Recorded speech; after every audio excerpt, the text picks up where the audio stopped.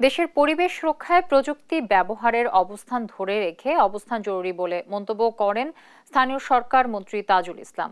একই সাথে পরিবেশ রক্ষার্থে জনসম্পৃক্ততা জরুরি বলেও মনে করেন তিনি।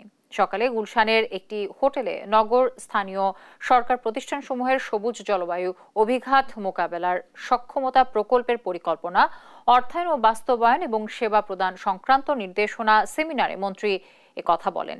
সেমিনারে ঢাকা উত্তর সিটির মেয়র জানান, নগরায়নের লক্ষ্যে ঢাকায় 2 লক্ষ গাছ লাগানো হবে, যার মধ্যে 90,000 গাছ লাগানো হবে।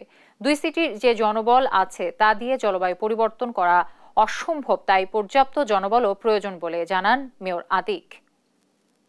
লাইন যখন দাসের কান্দি পর্যন্ত যাচ্ছে, এই লাইন কি সবগুলা কি লাইনগুলো কি ঠিক আছে? লাইন কিন্তু ঠিক নাই।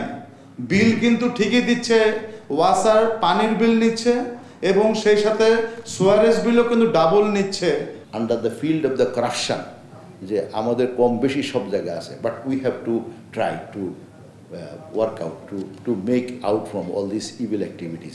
সব জায়গার থেকে আমরা আমাদের সরাই নেওয়া আসার জন্য চেষ্টা করতে হবে এবং সেটার জন্য একদিনে হবে না আর এক সময় হবে না। আর ব্লেম গেমটা সবচেয়ে খারাপ জিনিস, এটার থেকে বেরিয়ে আসতে হবে।